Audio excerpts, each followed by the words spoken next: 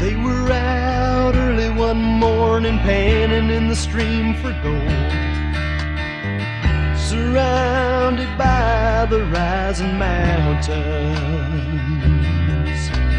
Old prospector with a tale for two, he brushed around in the pan, and pointing out what lay within was ordinary sand.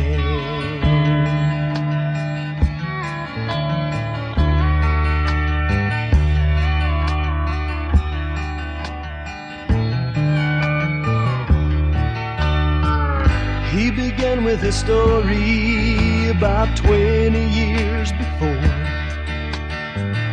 and a younger man who sought his fortune. With a tear or two he told of searching for his treasure, but making known the gold he sought was ordinary pleasure.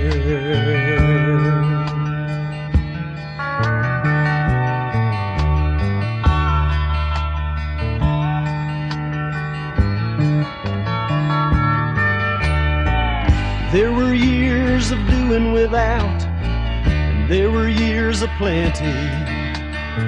He started thinking that life was never steady, excepting when the bills came in and he had no money to pay. Whiskey had never tasted better ordinarily.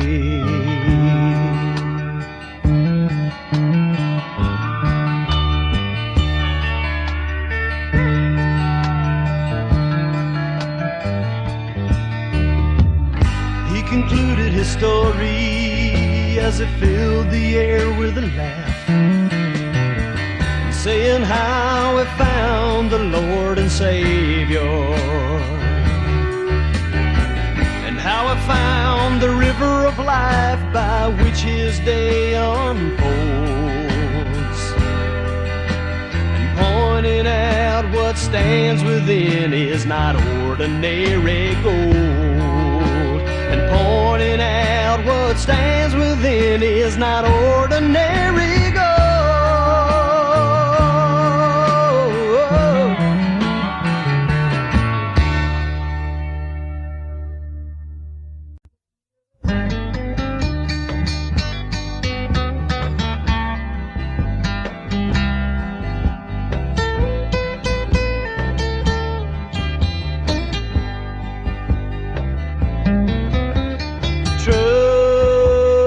Trust in God, believe upon His promises.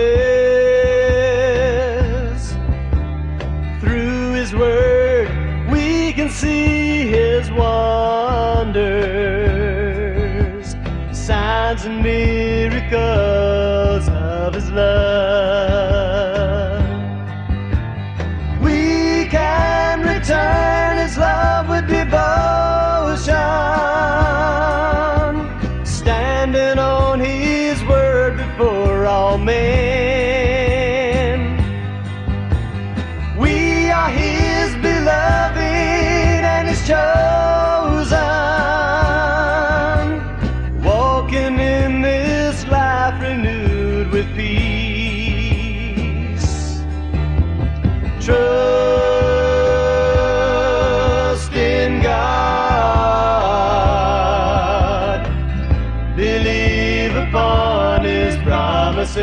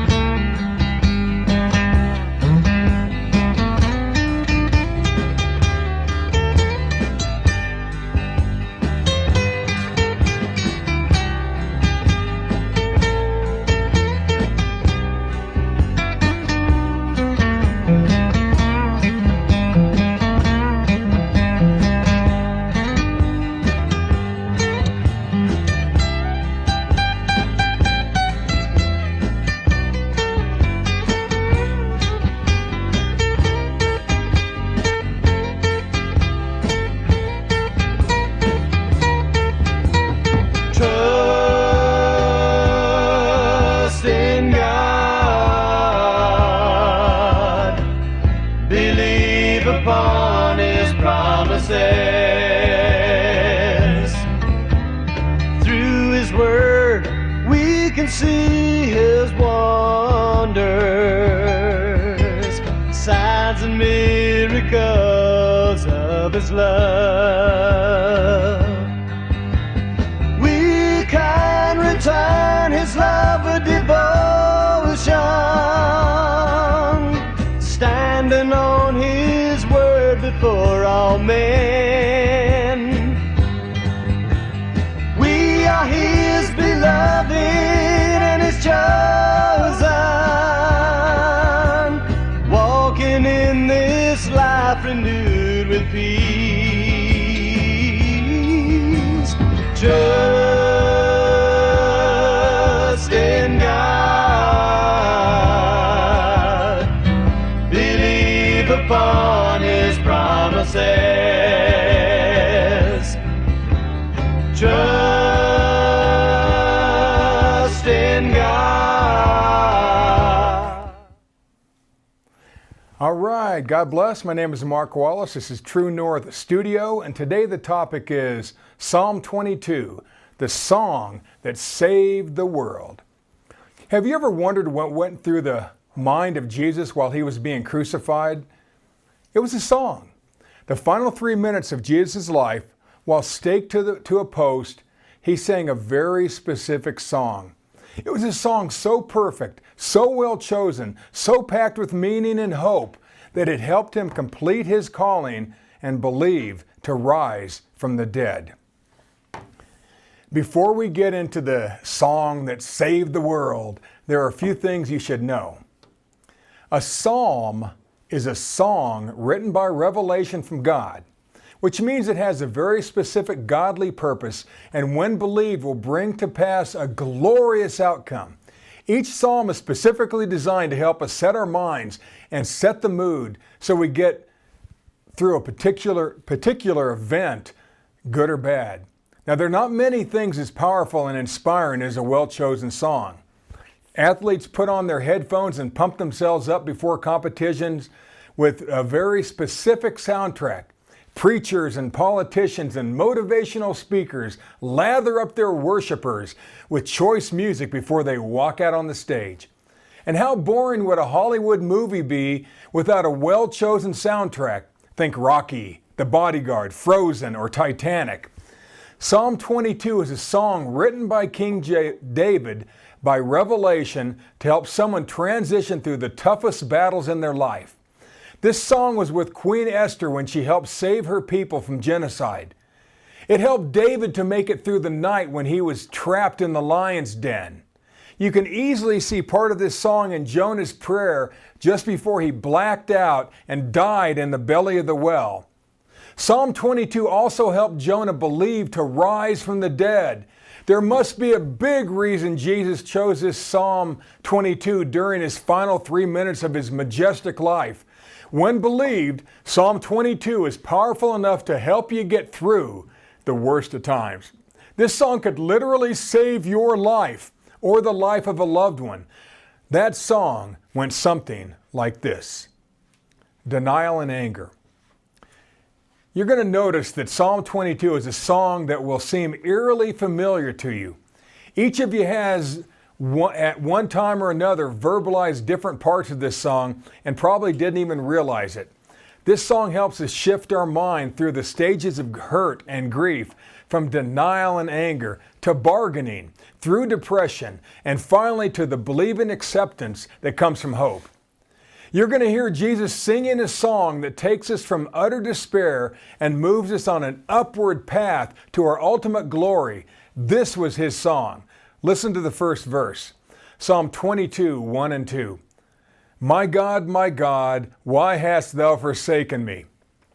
Why art thou so far from helping me, and from the words of my roaring? O my God, I cry in the daytime, but thou hearest not. And in the night season, I'm not silent. We've all said that a time or two using different words. Can't you see I'm going through a tough time here, God? Where are you? I need a little help up in here. I've been asking and asking you to help me, God. Are you even listening? Now don't tell me you've never said anything like that.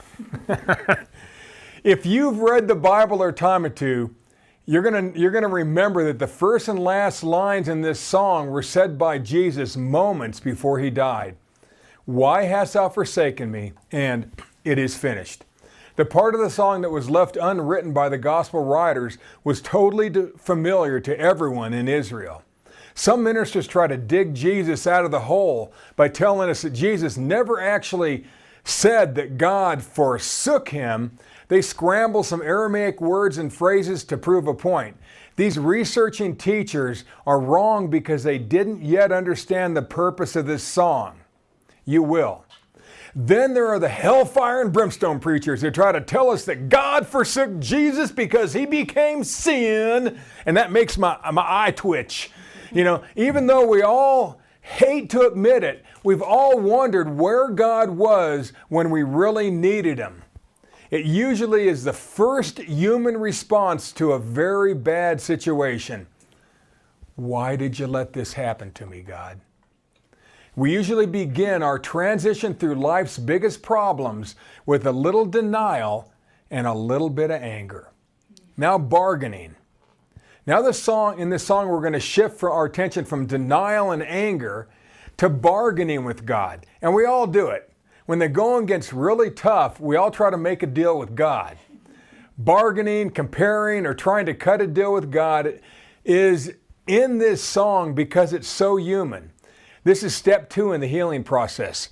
Psalm 22, 3 through 5. But thou art holy, O thou that inhabitest the praises of Israel. Our fathers trusted in thee. They trusted, and thou didst deliver them. They cried unto thee, and were delivered. You know, they trusted in thee, and were not confounded. Now, did you notice that this stanza shifts from us, like we read earlier, to others? Now it's all about other people. It's pretty slick and it's very human. We got to take the attention off of ourselves. It's just the way we do things. God, you're so amazing. Everybody says so. The greats of the Bible trusted you, and you delivered them. Now, I'm not trying to be disrespectful, God, but when they prayed, you sort of kind of answered them in a big way. What about me? When something bad happens to us, our first response is usually denial or anger. I can't believe this really just happened to me. You ever said that? I can't believe this just happened to me, or to a loved one. When we shift our focus to others to try to make, sense of things after that. Okay? We begin to plead our case and to make a deal with God. You know, like a negotiator, they might say, "Sir, I personally know plenty of others who got hit pretty hard, just like I did, and you delivered all of them. What about a little leniency with me?" Or what about the very Italian, "My child did nothing wrong, take me instead." And it's got to be said at high volume on your knees while wringing your hands. You know, I mean, that's making a deal, right? Take me, not them. And the second step in the healing/believing process is we shift the focus and then we begin to bargain. And don't tell me you've never tried this. Don't tell me you've never done this.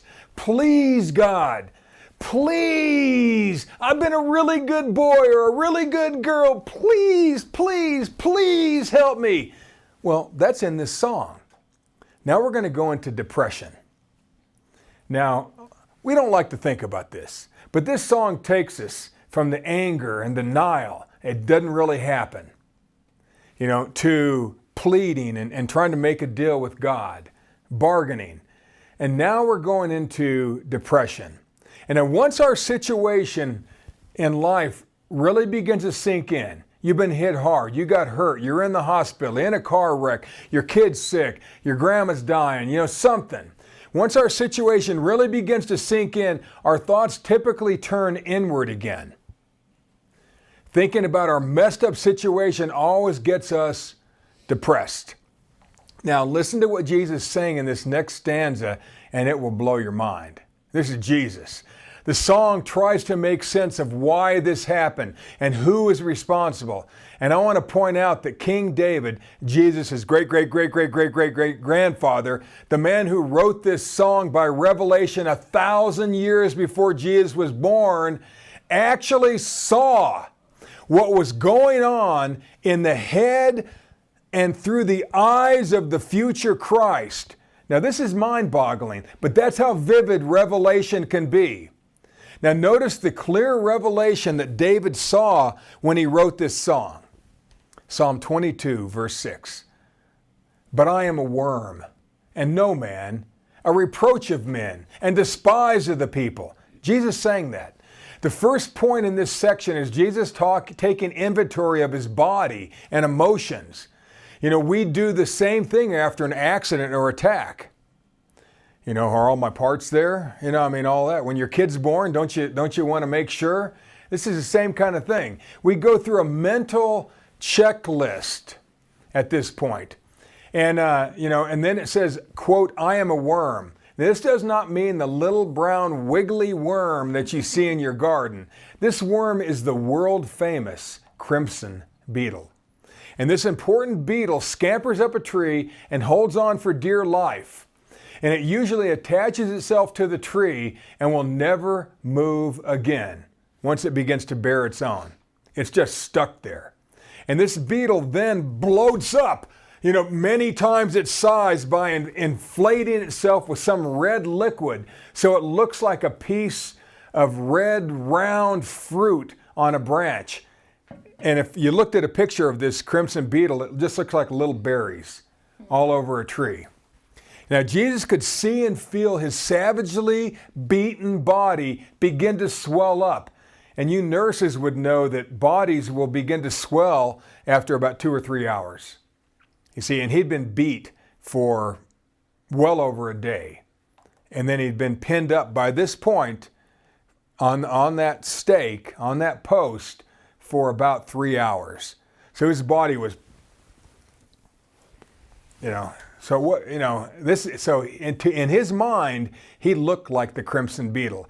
He too was attached to a tree, and he was crimson or blood colored. His body was beginning to swell up and red. So Jesus was no pretty sight to see. David, by revelation, could see what Jesus looked like. Imagine knowing that would be your grandson, or that the Christ, the Messiah, would have to go through this. He saw his bloody, beaten, bloated body. Now that's some colorful revelation. Maybe ones that you don't want to get. Now, one more point of comparison between Jesus and this crimson beetle. The red liquid inside the beetle is still harvested even today.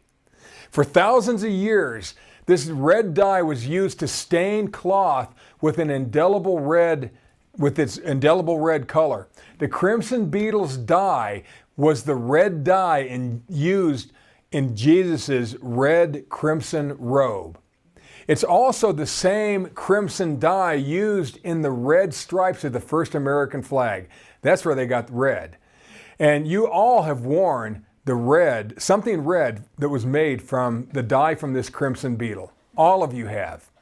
In fact, the red dye in food many times comes from this bug. Isn't that crazy? And so when the crimson beetle dies on that tree, it stains the wood a red color that will never, ever come out again.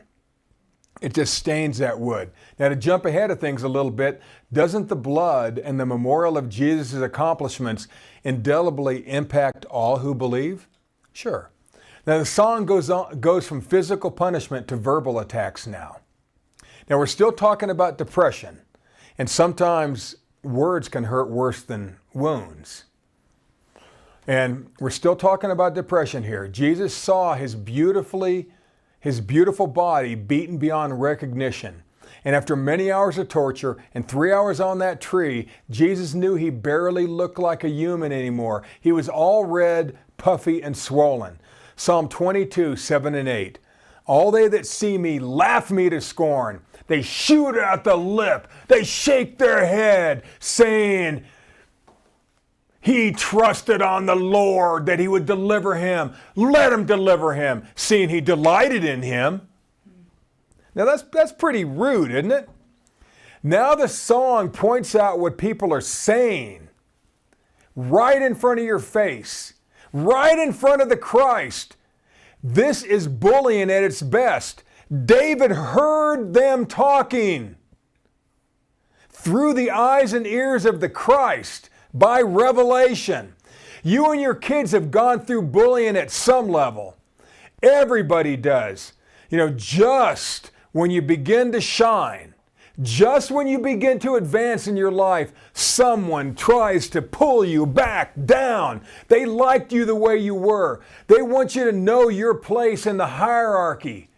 Trying to better yourself and escape your present situation is a cardinal sin of the crab. If you try to leave the bucket, one of them always tries to pull you back down. This is bullying verbally.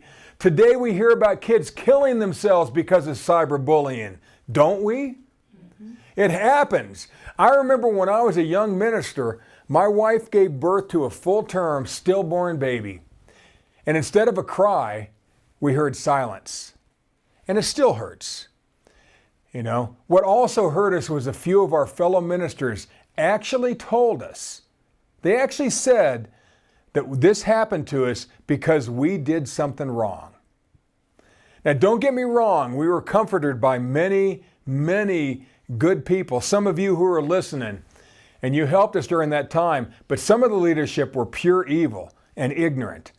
Now this song says they laugh at me, they disrespect me, they make taunting faces, they twist the word of God and throw it back in my face. You've all sang that song. You've all had people do stuff like that to you. Now to get out of that bummer room, we try to bring our minds back to a more simple time now. I mean, when life was good, when we felt more protected, we take it down to our deepest, deepest good memories that we possibly could have. Everybody does this too.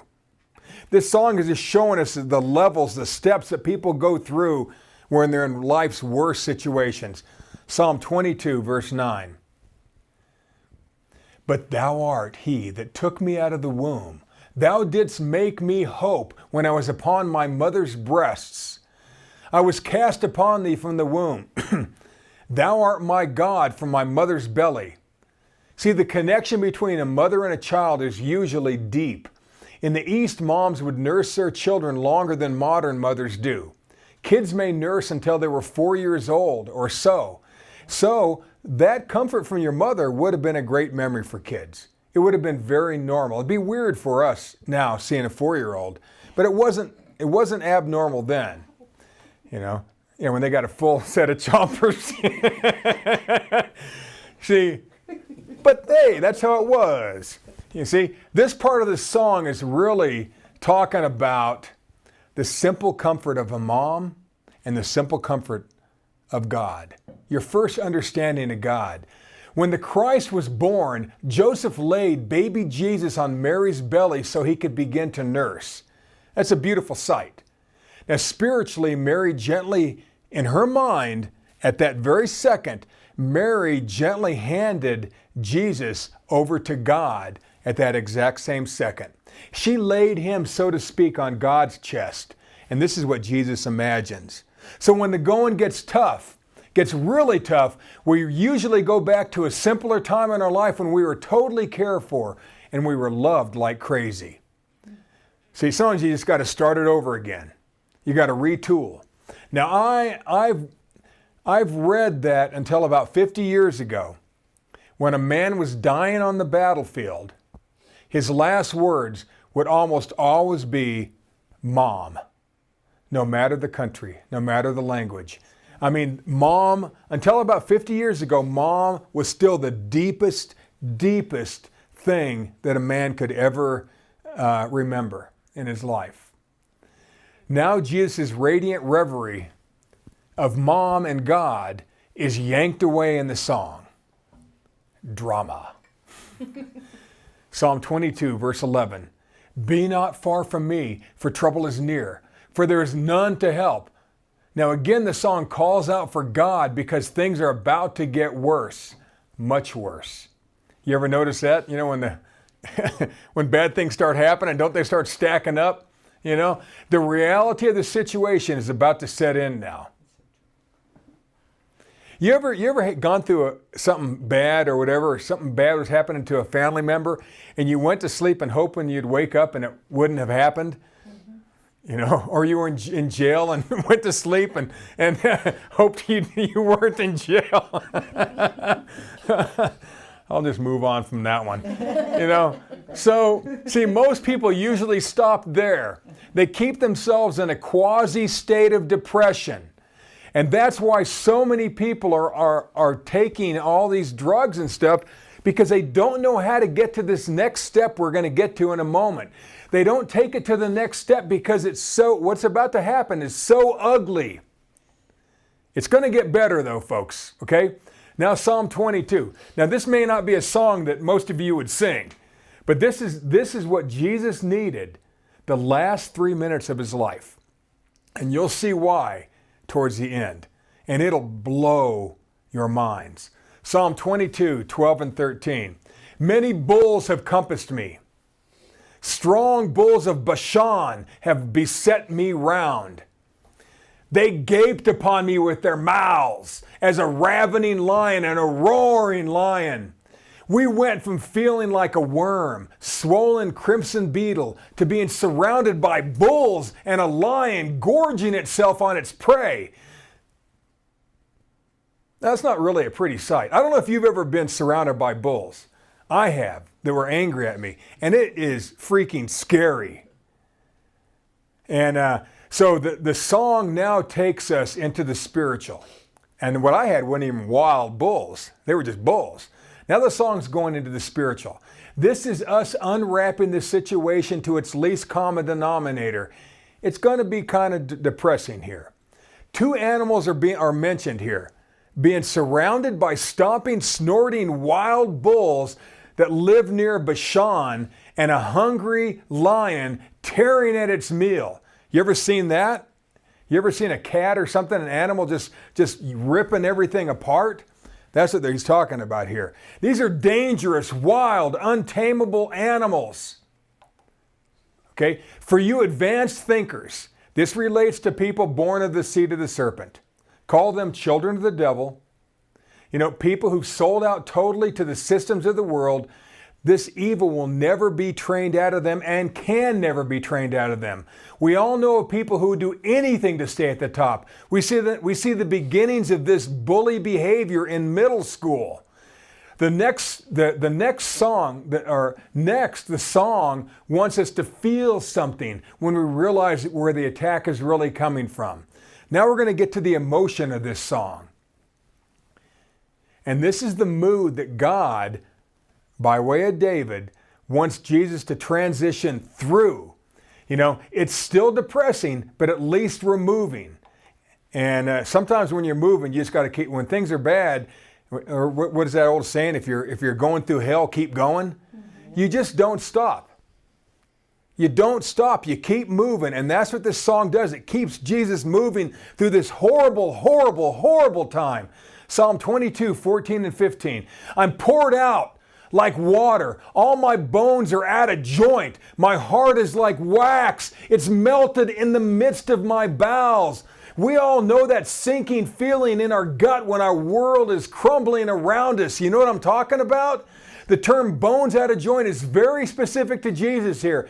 David saw this, maybe felt it. The Romans would at times rack people and would pull their shoulders and hips out of their joint sockets.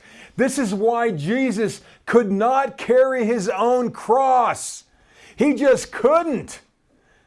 You know, his shoulders were dislocated. Have you ever had a dislocated hip or shoulder? Psalm 22, 15. My strength is dried up like a potsherd, and my tongue cleaveth to my jaw. And thou hast brought me into the dust of death. Depression will cause most of us to blame God for not taking care of us. But now the song switches animals. And this is a very mature step, and only top-level thinkers are going to catch this. Verse 16, for dogs have compassed me. The assembly of the wicked have enclosed me. They pierced my hands and feet. See, now it mentions dogs surrounding him twice. First he was circled by wild bulls, and now snapping dogs with their heads low and their teeth showing. You ever seen dogs like that come up to you? You see, as you know, dogs will follow the larger predators, these wild sort of dogs, follow larger predators and go for the scraps after the alpha has eaten. Now, any of you have dogs, your dog does that every night when you eat dinner, waiting for the alphas to finish. But just think of a circle of these bulls, and then right outside of them is a circle of dogs. They're waiting for the bulls and the lions to finish, you know, and then they're going to pick up the scraps. The dogs of Israel were not wild, untamable animals.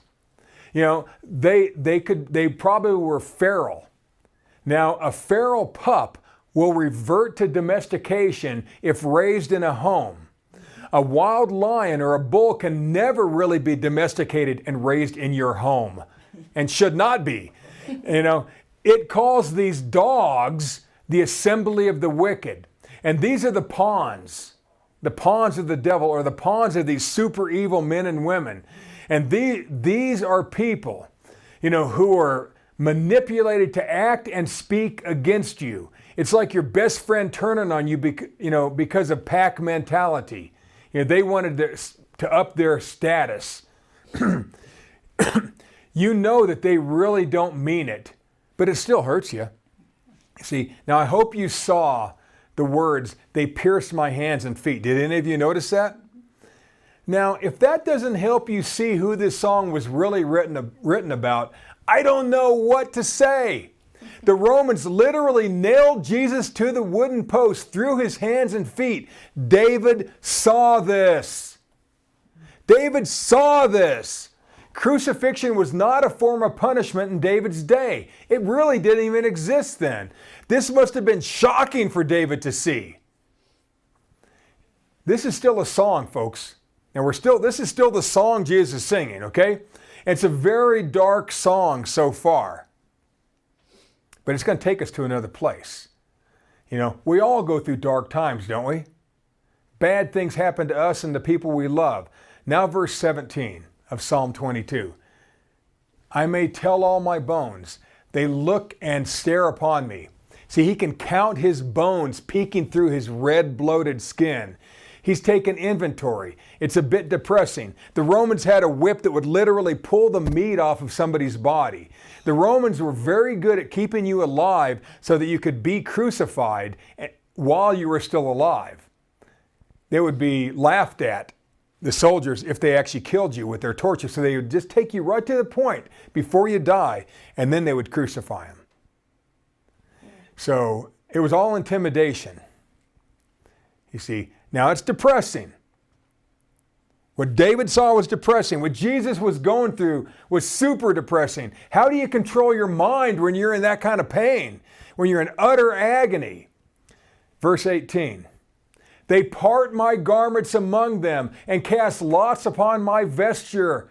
Again, this stanza is very specific to Jesus. David wrote about seeing the underpaid Roman soldiers drawing straws as to who would get what piece of Jesus' clothes.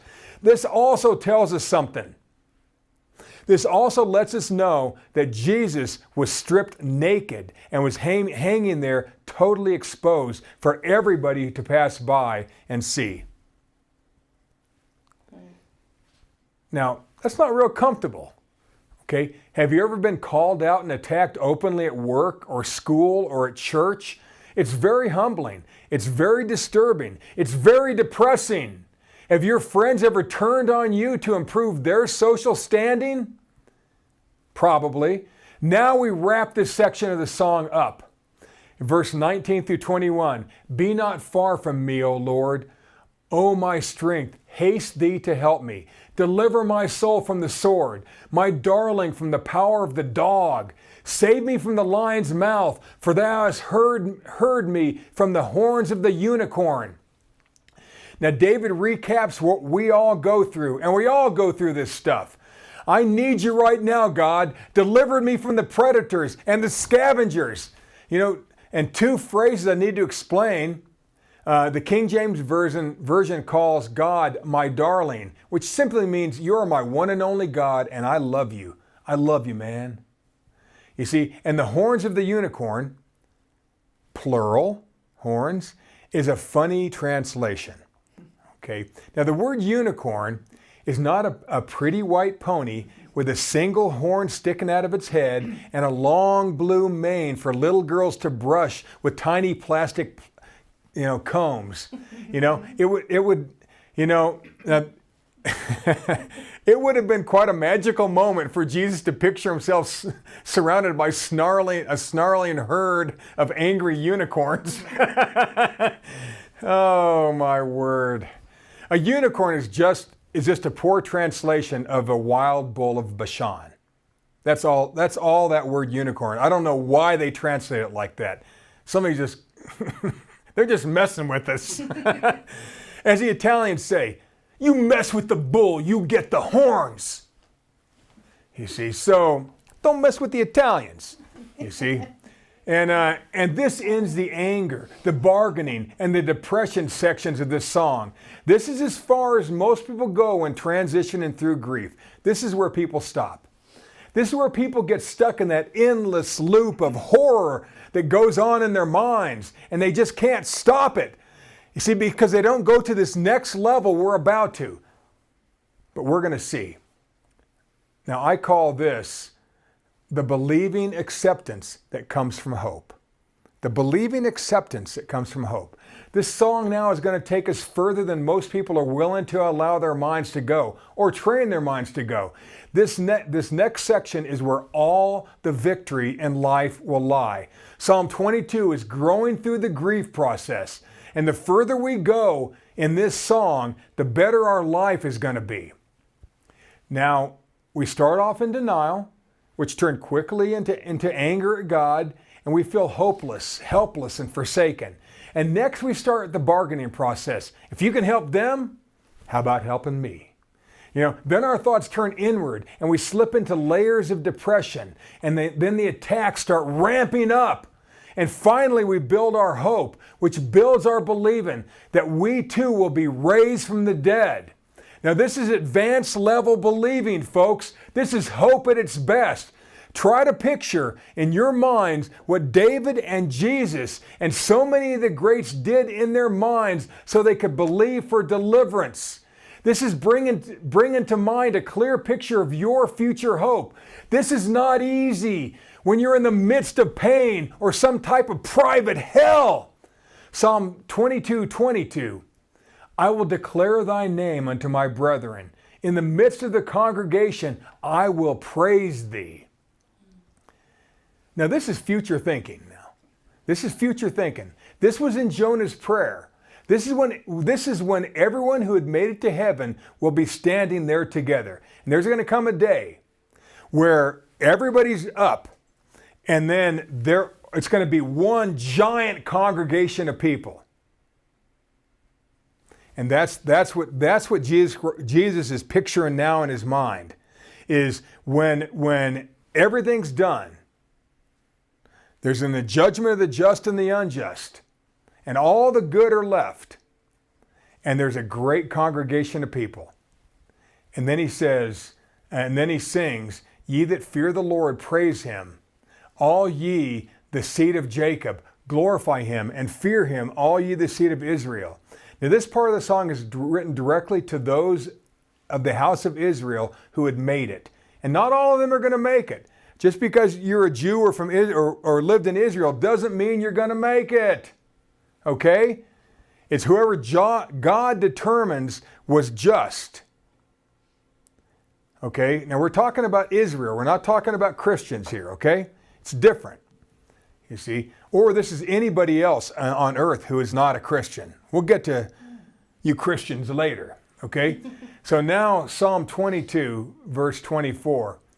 For he hath not despised nor abhorred the affliction of the afflicted, neither hath he hid his face from him. when he cried unto him, he heard. Notice how the song is now transitioned from feeling forsaken to feeling attacked, to knowing that God never dislikes you. He never hides from you. He always hears you. God has always been there for you. We just couldn't see it at times. Verse 25, my praise shall be of thee in the great congregation. I will pay my vows before them that fear him. This was also in Jonah's prayer. I'd be willing to bet that Jonah sang this part of the song with his final breath in the belly of the whale. His mind is settling down now. Jesus' mind. He's getting it deeply under control. This song is helping him, just like that song helped you. Or those songs help you in different times, in games or in bad situations, or romantically. You see, his mind is settling down now. He's refocusing. He's not thinking about his hurt any longer. Hope will help. He's suited up, and it's game time now. And if you want to get somewhere in life, if you want to get through the hurt, if you want to get through the poverty, if you want to get through the destruction that you see around you, you have to get to this place of this song. You have to get to the hope. This is where our minds fully transition past the pain and the loss. Our future has to be bigger than our hurt. Verse 26, the meek shall eat and be satisfied. They shall praise the Lord that seek him. Your heart shall live forever. I love this. Our hearts shall live forever means that the depth and the greatness of who you are will last for eternity. You're always going to be you, folks, the good you. Verse 27, all the ends of the world shall remember and turn unto the Lord, and all the kindreds of the nations shall worship before thee. See, now we're supposed to picture that everyone will totally be into God. It's a bit different than what we see in the world today, where they try to get you to throw away God. Verse 28, for the kingdom is the Lord's, and he is the governor among the nations. No longer will the devil run the systems of the world, because he will have been eliminated by this time. There'll be no more temptations to make us do stupid, harmful, self-destructive things. You will never think bad thoughts of yourself. Verse 29, and all they that be fat upon the earth shall eat and worship. All they that go down to the dust shall bow before him, and none can keep alive his own soul. For the second time we talk about eating. It must be sort of a big deal forever, you see. So is being grateful. Grateful, we'll always have the opportunity to be grateful to God. It will be God who raises us all from the dead. It's not of our own works. Though we do, and this is important, we do play a part in it. We do play a part in our being raised from the dead, because you have to believe something. You have to believe one little thing if you want to be raised from the dead, and we'll get to that in a second. You already know it. Our future heaven, our paradise, will be on a newly designed earth, a newly functioning earth. I like how it says we will eat and worship. Now think about the very best day you ever had in your life. And that day was so good that you actually thank God for it. And all of us have had a day or two like that, where everything was going good. Everything was right. Everybody was around you, loved you. I mean, it was a great, great day. Every day will be like that in eternity. And it's going to be a normal day in heaven. Just a regular old day in paradise. Actually, what we're going to have in the future is going to be better than your best day on earth. Isn't that something? See? So, if you're not enjoying your life right now, folks, because of something, because you don't feel good, because somebody that you love is hurting, because of a great loss, because of a struggle or a hurt, I guarantee that you will love your life in eternity. You will love your eternal life. David could feel Jesus' hope in this song. Jesus enjoyed his hope, and it can be the same for us. Jesus, by David's revelation, was able to vividly picture himself among the millions who were raised from the dead. but he saw them in his mind looking perfect and healthy. He saw that everyone had more than they needed in food, in fun, and in fellowship. Verse 30, and a seed shall serve him. It shall be accounted to the Lord for a generation. Now here's where the lights really came on for me in this song. I actually had to go for a walk when I first saw this because it was almost too much for my mind to see, to take in, to think in what Jesus was thinking about this thing called a seed. If we can picture this, we can handle anything, folks. Serve means to work with or to labor with. The word serve means to work with or labor with. Okay? It doesn't mean being a servant. It means you're serving with. Okay? And it's like your team. Jesus is no longer on the cross or stake in his mind. He's in paradise, baby. Jesus, looking through the eyes of the Christ, caught a glimpse of a different group of people, all standing together. They were a different style of believer than David was used to seeing. They looked different than any of the others in the great congregation. They were set apart a little bit. By revelation, he could tell that in the future, when Jesus glanced over this special group of people, that Jesus seemed to know them. It was as if he served with them for a long, long time. And for lack of better words, David called them a seed. They didn't dress, move, or act like the Hebrew people. They were comfortable with each other, and they seemed totally comfortable with Jesus. It was as if this seed had been with the Christ for 1,000 years, because they had. Again, we are way into the future here. This was Jesus' hope that got him through, Hebrews 12:2. These are not the righteous ones who were newly resurrected. These are not the recently judged righteous. These are not the people who were fresh up with clean jerseys, no grass stains, and no calluses. These are not the ones who just joined the team. This special people called seed are veterans, and they all serve together. This seed had been with Jesus since the gathering together. Did you hear what I just said? This seed had been with Jesus since the gathering together. This seed all seems to know the Christ in his mind. And he seems to know each of them. And he may not understand why when he's hanging there on that tree. They're all familiar to him. Who is this group that David called seed?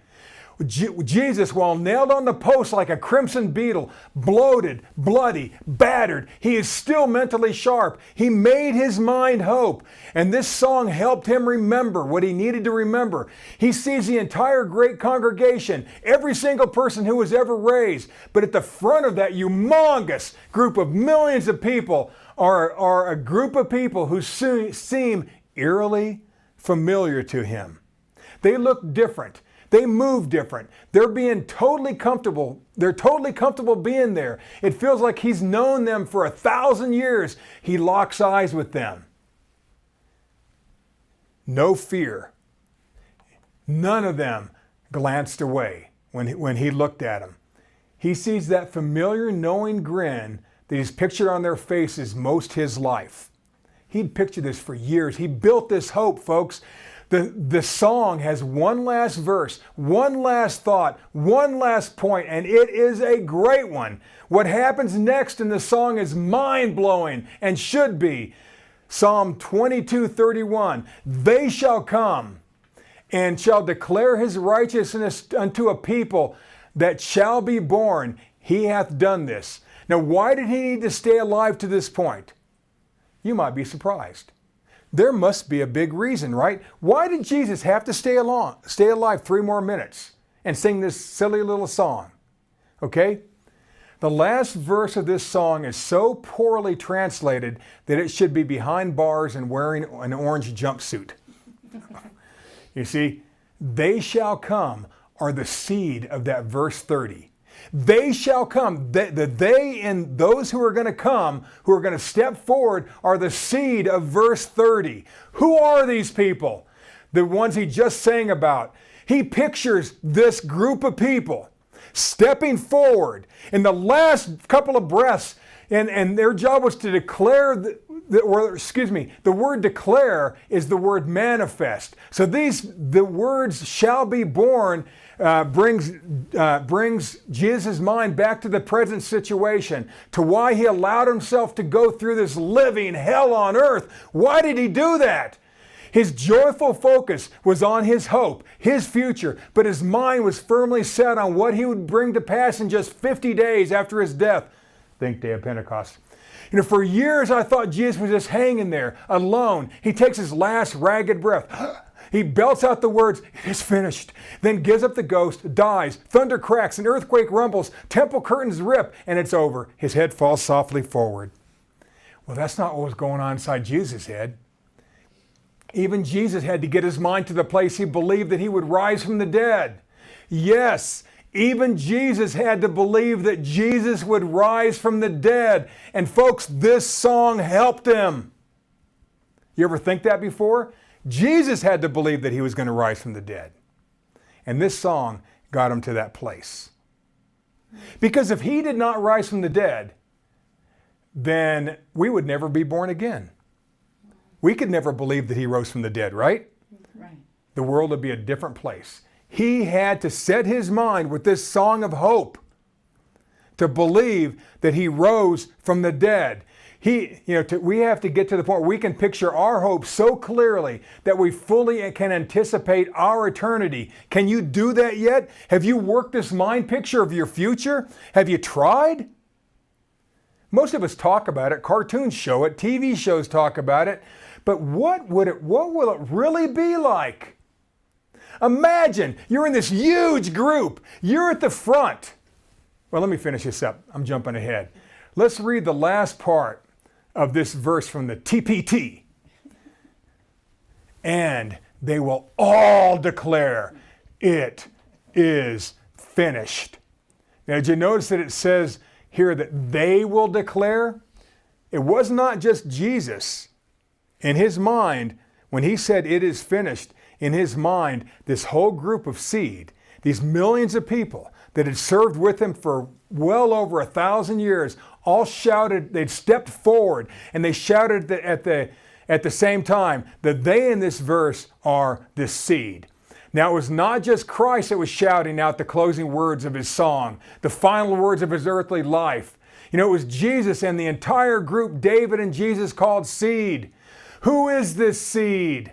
Who is this seed? It is everyone who ever believed in their hearts that Jesus rose from the dead. That is the seed. This is the moment he lived for, worked for, was dying for. This moment in this song is what kept him going through the very worst of times.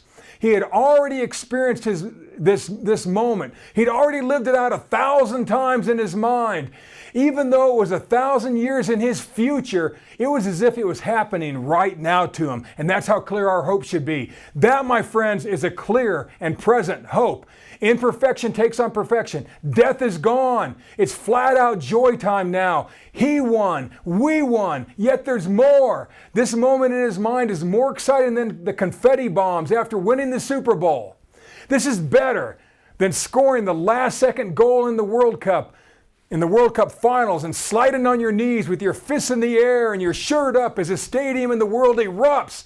This is pointing your bat at center field and slugging a walk-off grand slam homer with 2 outs in Game 7 of the World Series.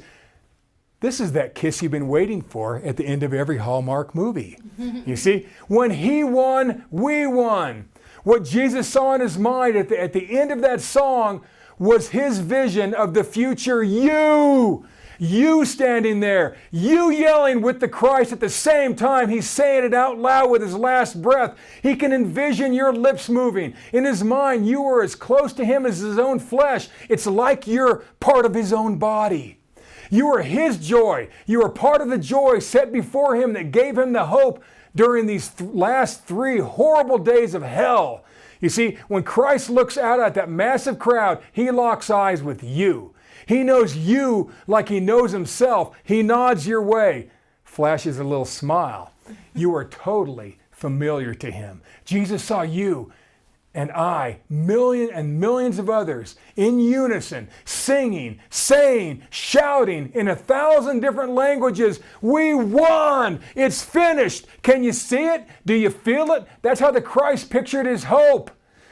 He envisioned you and me walking together with Him and the entire body of Christ, crossing the threshold into the second paradise together. This great song on hope took us from helpless to hopeful, from hell to hope, from bullying to eternal badassery, from the evil kings of the earth to walking with the King, the head of the body, into paradise together. With his final breath, with you in his heart, he could clearly visualize his hope, our hope. This song was designed to help Jesus believe that he too would and could rise from the dead. Psalm 22, the song that saved the world, ended with Jesus picturing all of us, raising our fists in the air, stepping forward into paradise, and shouting out together, "We won! It is finished!" God bless you all.